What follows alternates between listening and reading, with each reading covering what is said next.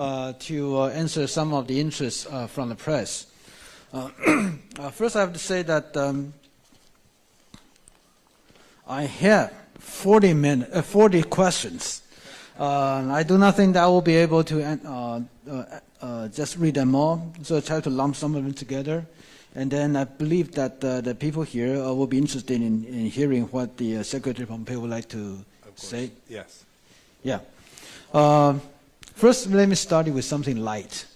That is, people here are interested in how you lose weight, especially right after lunch. Okay. Yeah. So I haven't lost any weight while on my visit here. Food has been so fantastic. I'm going to have to get back on my serious health effort when I leave. Look, it was pretty straightforward.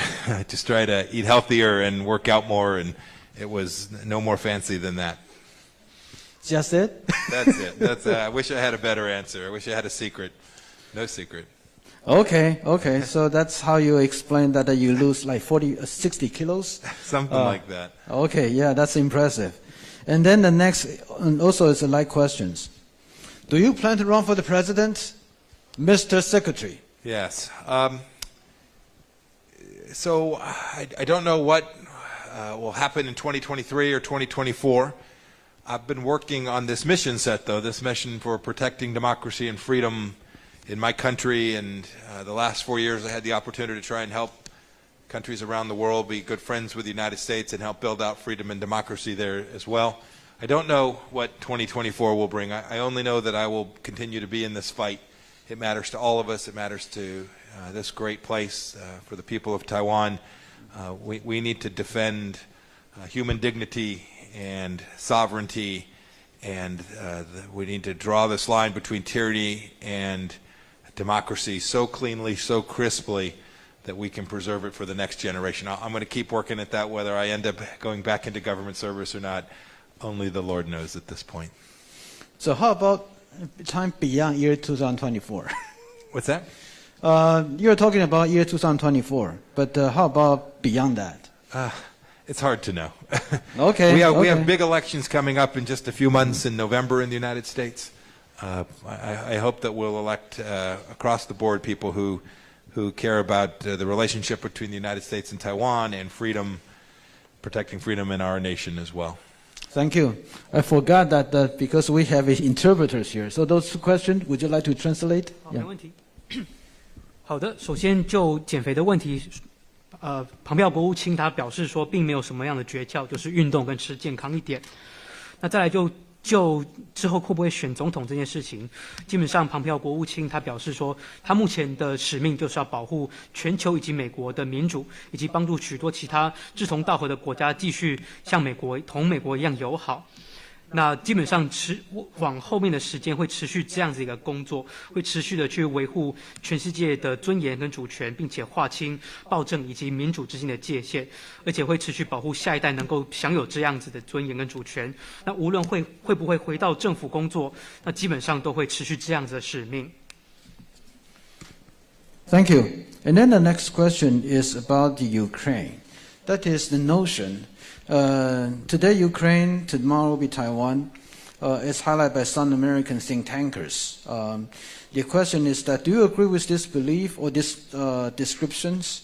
And how would you like to describe about the Ukraine-Taiwan's connections? So there are certainly similar risks. Authoritarian regimes with great power who desire to use aggressive military force to bully around smaller nations. The world is replete with examples of this. We're seeing one take place in Ukraine today. It's absolutely tragic. I'm praying for the people of Ukraine, and we're all watching the people of Ukraine do amazing work to defend their own country in ways that I think many did not expect.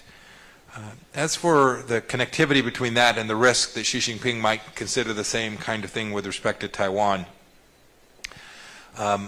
Xi Jinping's intentions are deep, and his agenda is global and hegemonic. There's no doubt about that.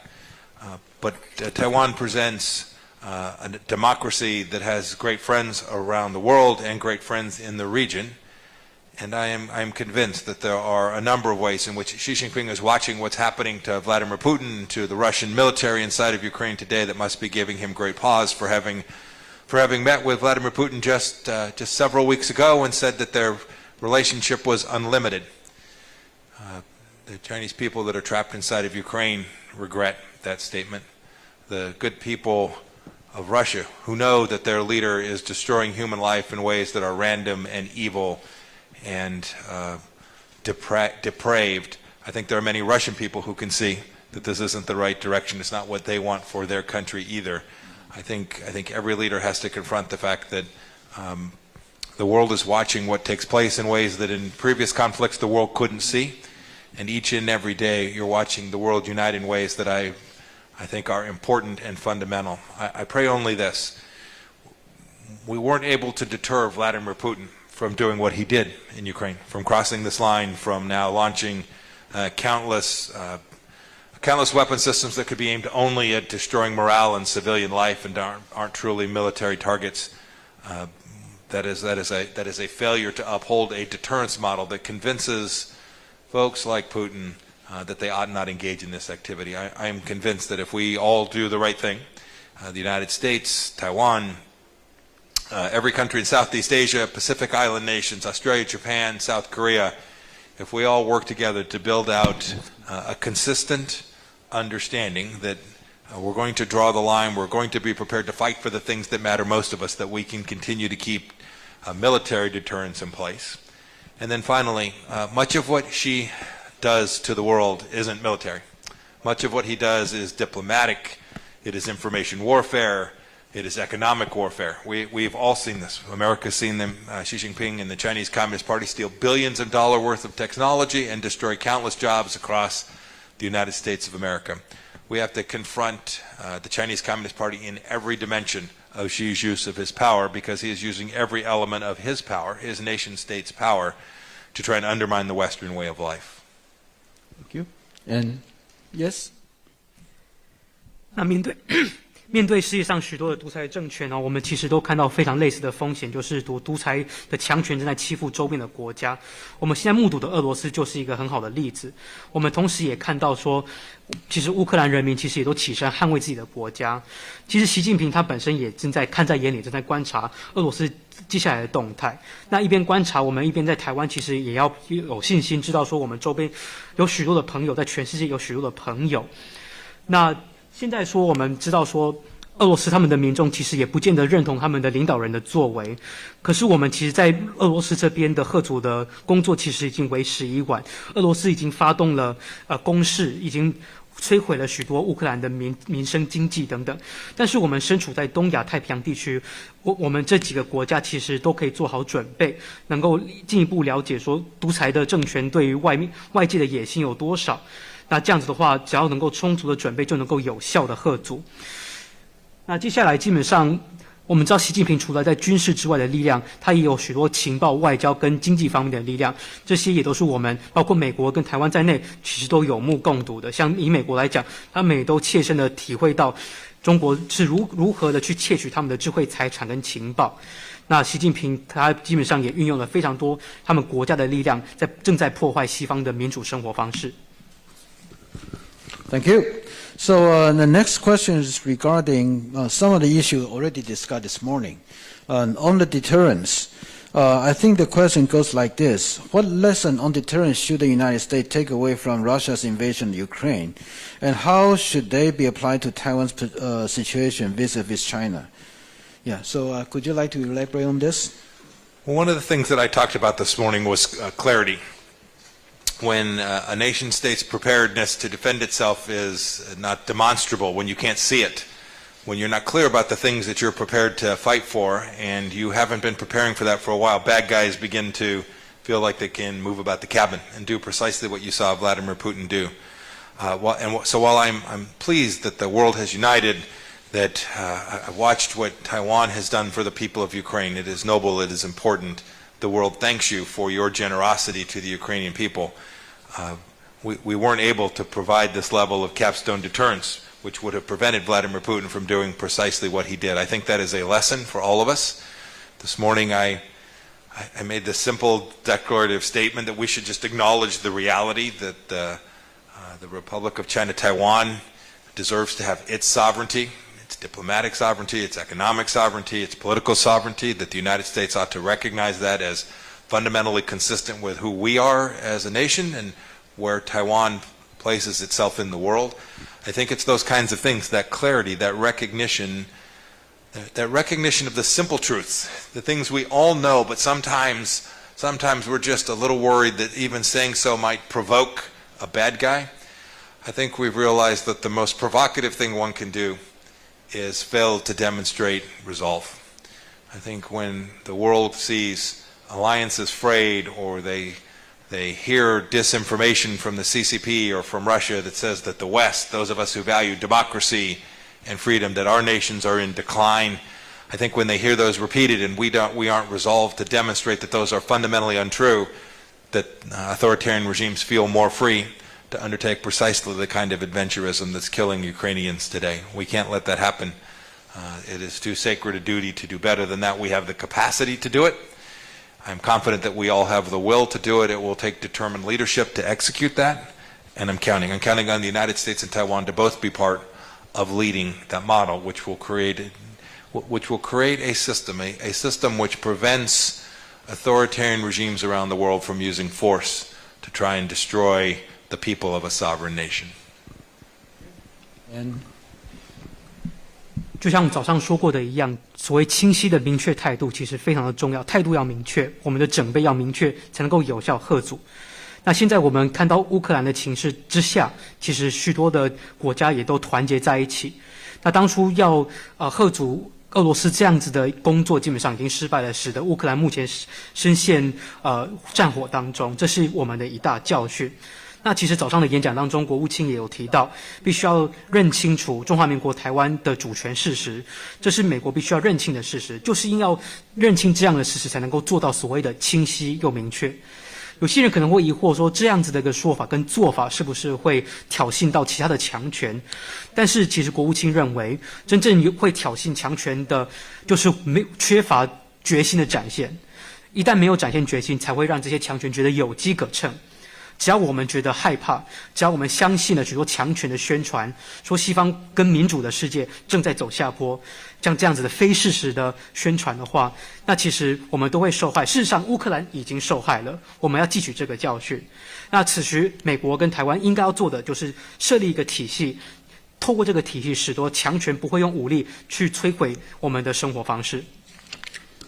Yeah, the next question is also about the Ukraine-Taiwan. It's like this. The Russia-Ukraine conflict has made Taiwanese nervous about the situation across the Taiwan Straits. What concrete steps can the United States, you think, can take to de-escalate the situation? You know, I've talked about this already. There are three pieces of this.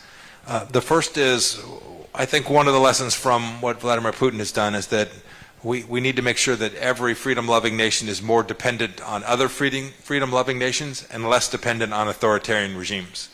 I mean that economically, and I mean that diplomatically. We saw what happens when European countries are dependent on Russian gas. It is something that we tried in our 4 years to convince Europeans to walk away from, right? Finishing a pipeline that made Germany even more reliant on Russian gas created enormous risk that in the moment there would have to be a pause because this was going to have an enormous impact on the German people.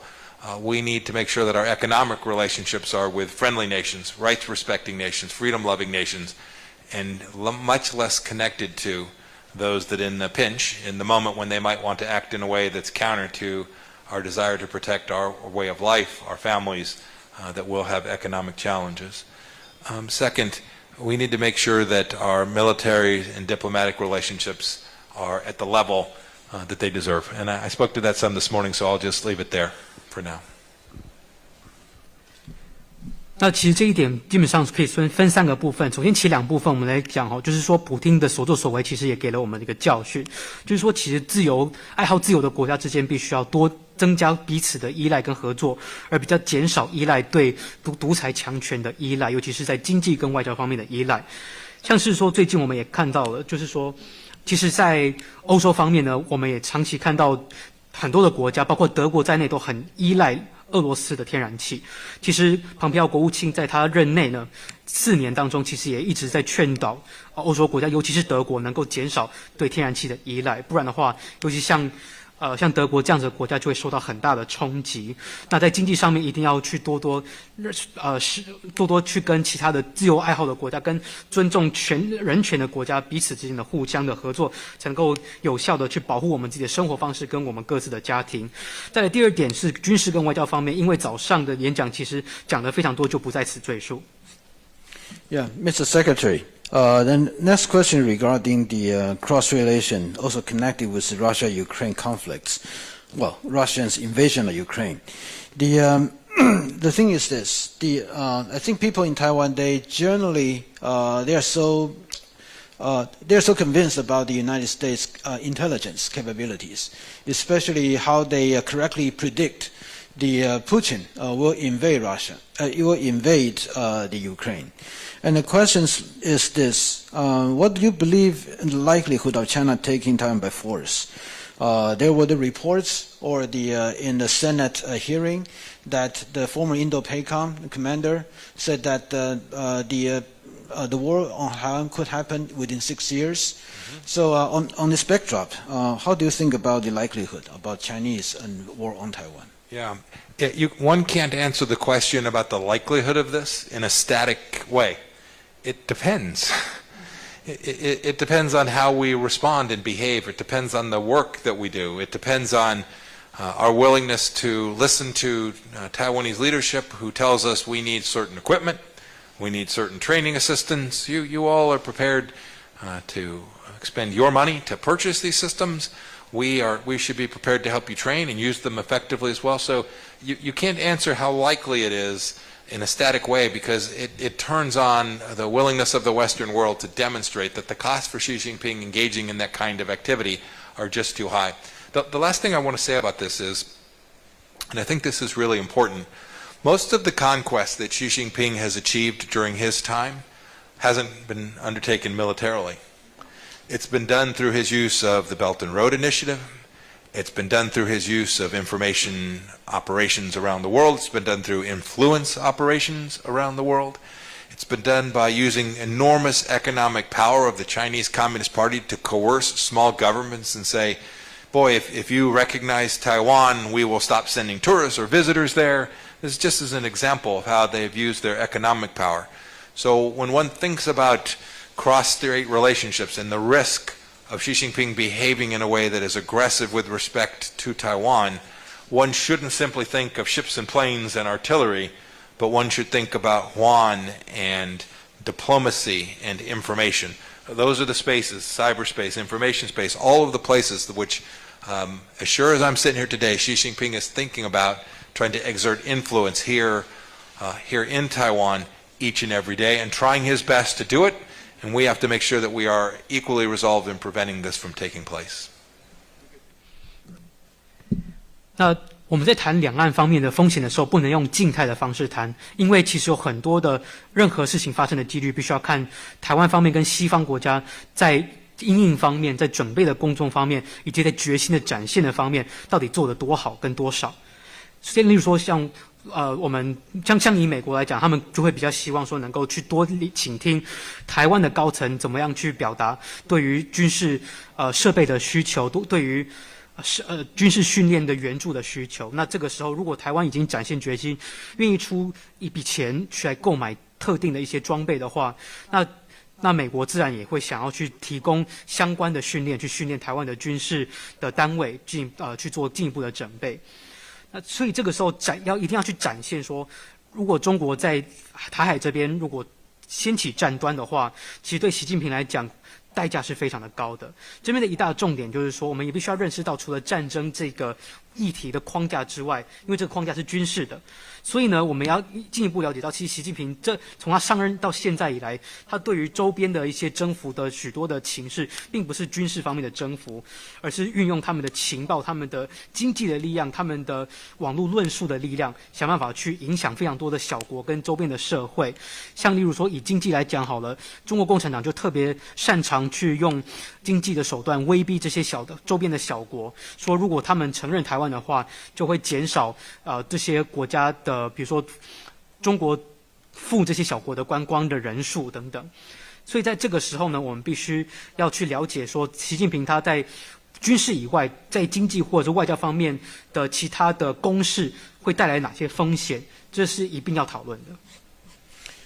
Mr. Secretary, I am going to pose several questions regarding China-Russia here.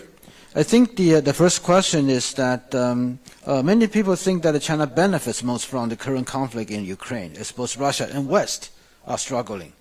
And there are several speculations about the origin of this Russia's invasion of Ukraine, whether China not only knows beforehand, but also encouraged it in order to achieve the result or not.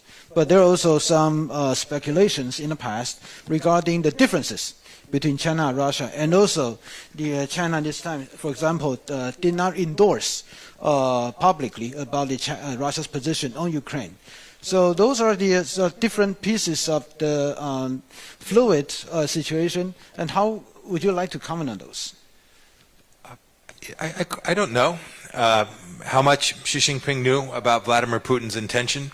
I know that we all knew since the fall that he was stacking forces in parts of his country that looked to all the world like there was going to be an attack, and in fact that's what resulted. Xi Jinping would have known that as well. Xi Jinping has now provided not only rhetorical support, right, the statement before the Olympics which said that they'll have unlimited friendship. He has certainly lived up to that during this conflict. He has not done what he needed to do. As a member of the UN Security Council, they should have made clear that aggression against a sovereign nation was unacceptable. They chose not to do that. And so I don't think we should give any quarter to Xi Jinping in terms of him having tried to play this both ways.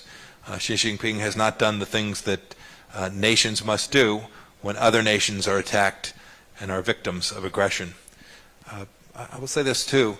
I think he's watching. I think Xi Jinping is watching this in the same way that he watches the people of Taiwan.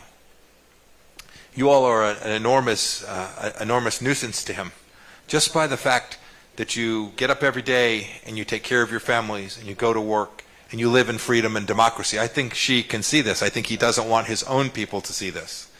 I think Putin's suffering the same thing. I think as the Russian people learn of the atrocities that are taking place in Russia today, I think as they see what Putin is doing to these women and children in Ukraine, I think this will redound much to Putin's detriment. You should know that I think Xi is watching. He doesn't want this nation to have its sovereignty because democracy flies in the face of everything that allows him to continue his authoritarian regime.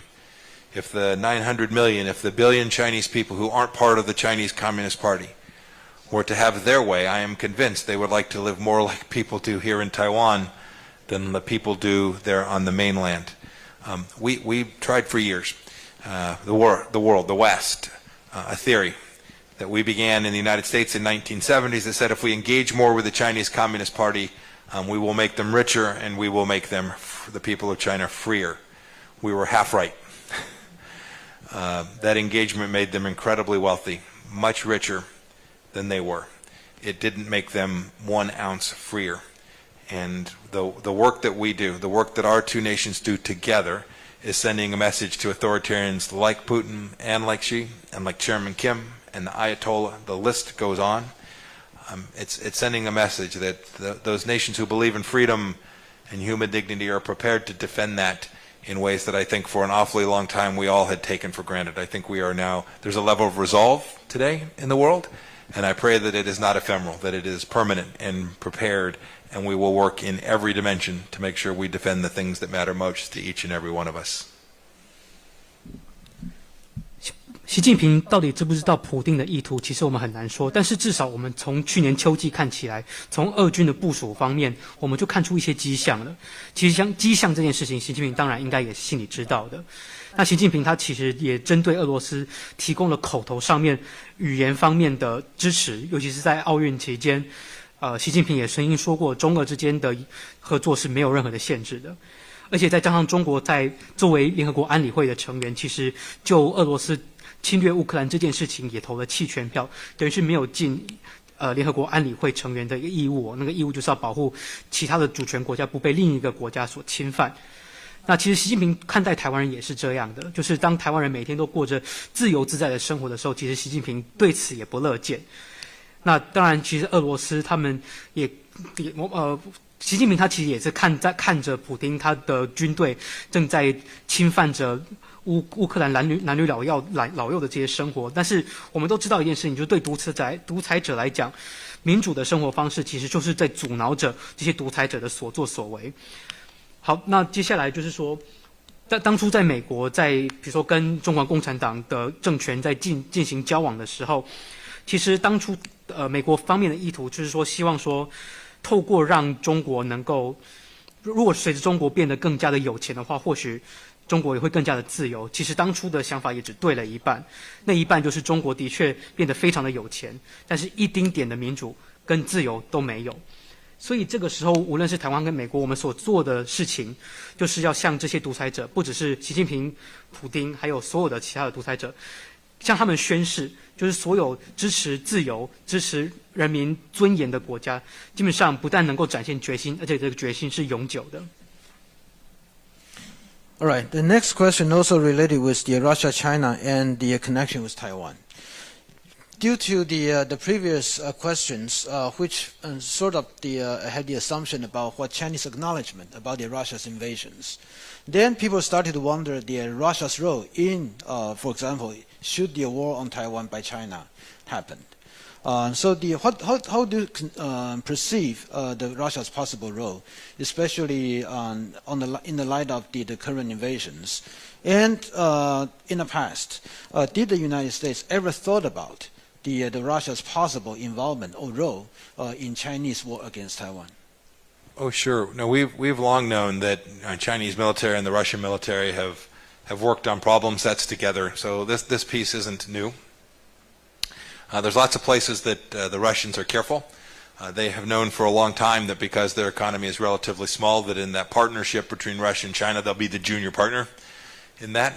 But Russia has a very highly capable engineering workforce. They have a very highly capable military. And so we've always known that there was some risk that the Russians would provide weapon systems to China as well.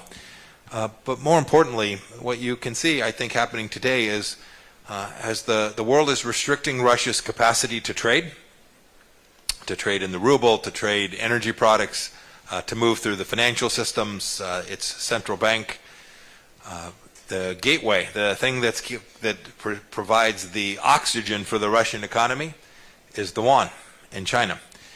It looks like they're going to build a big pipeline. It looks like they're going to build a big energy pipeline, a real physical pipeline. It looks like they're also going to build a massive financial pipeline, where it could well be that Xi Jinping provides the economic fuel that allows Vladimir Putin to continue this mission.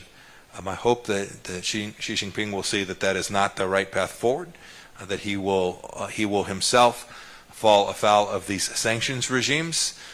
We worked on this problem set an awful lot during our 4 years. I saw it firsthand when sanctions are put in place by Western countries. I think it will make it more difficult than Xi understands for him to actually conduct these transactions with the Russians. And I hope that the world will make very clear to Xi Jinping that if he runs afoul of one of these, that it could be Chinese banks that are next, it could be Chinese financial institutions more broadly that are next, and this will convince China to deny that oxygen, deny that fuel for Vladimir Putin to have the resources to continue his campaign. That has deep ramifications for how Russia might participate were it the case that Xi Jinping ever decided to make an aggressive military action in Asia. 其实中国跟俄罗斯之间的军事合作也是行之有年哦，只是说俄罗斯在经济规模上相对比中国小，但是俄罗斯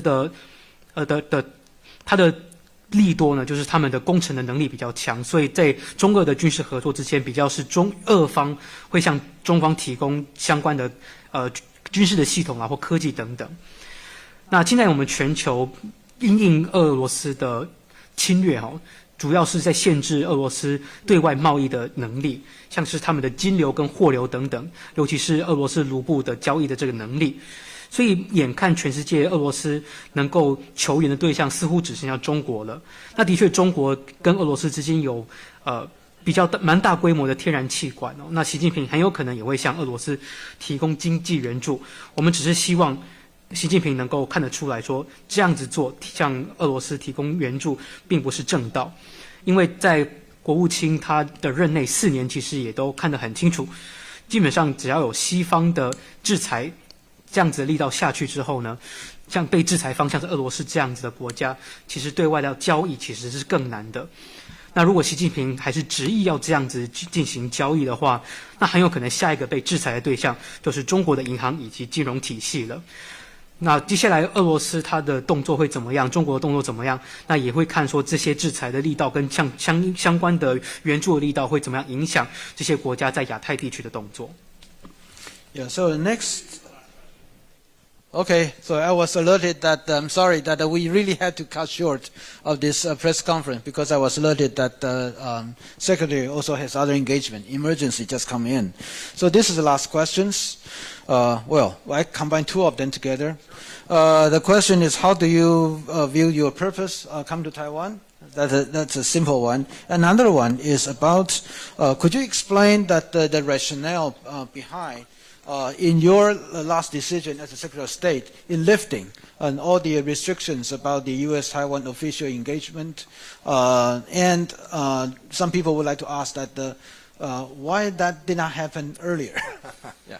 So that's a fair question. Why did it happen earlier? Look, the decision to treat Taiwanese diplomats coming to the United States the way we treat other diplomats was based on the fundamental idea that says this is, in fact, a sovereign nation, and the United States ought to treat Taiwanese diplomats no different than we treat diplomats from any other country. For years and years and years, we've not done that.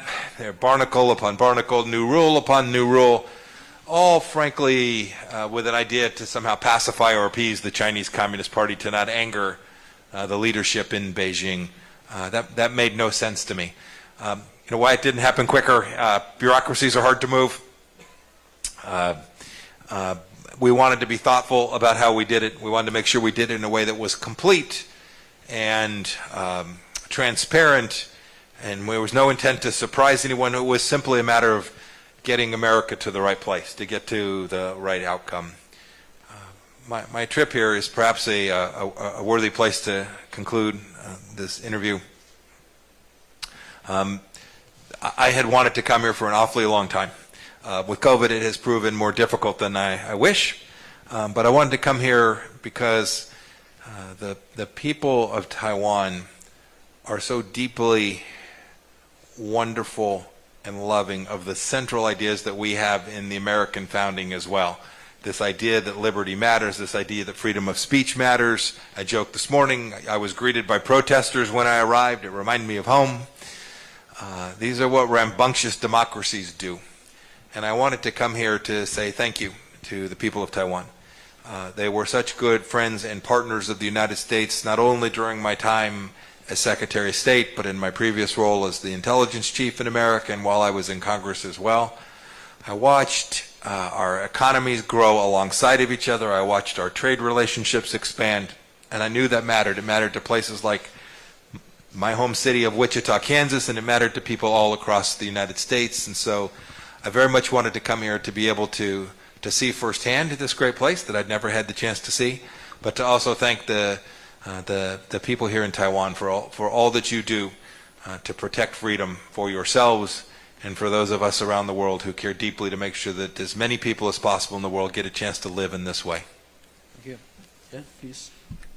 当初会决定去解除台湾外交的限制哦，其实就是说，既然台湾作为主权国家，这个事实存在，那台湾跟其他国家就要一视同仁。那在这之前，所有的一层又一层的一层又一层的奇怪的限制，其实都只是要安抚北京的当局。那其实这样子做并不合理。那可是我们知道说，我们并不能说，一念之间转了，很多的规定就直接当场消散云散消散殆尽哦，因为我们知道说你要改变一个政策，很多时候你必须要通过非常多繁文缛节，还有很多的关卡，而且再加上我们其实在美国内部的政治，其实很多的事情都要面面俱到，也要透明公开。那至于为什么想来台湾，其实国务卿想来台湾已经想很久了，疫情又使得旅行更加的困难。那想要来，主要是因为台湾人其实我们所热爱的价值，像是什么热爱自由、热爱言论自由，甚至像我们还有很多都跟自己意见不合的情况之下，还可以去抗议什么的。其实这一切也都是美国真爱的价值。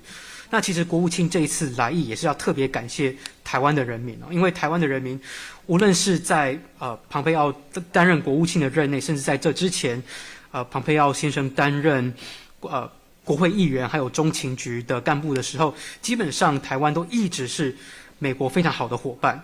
那其实，在从政这么久以来，国务卿他一直亲眼见证的台美之间的贸易关系一直升温，友谊一直的加深，这也是蓬佩奥特别想要来台湾感谢大家的地方。Okay, I think that concludes our the press conference, and thank you very much. Yeah, first, thank you, and I really apologize for not being able to extend the time, but thank you. Yeah. Thank you so much. You go this way.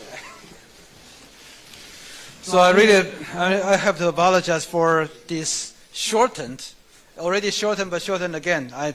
Secretary has other engagement, just emergently just inserted in. So sorry for that, but thank you for your gracious, and you know that there's so many questions, even just read it through. Cannot really get all of them, but thank you. Yeah, 我们这边就结束了，谢谢。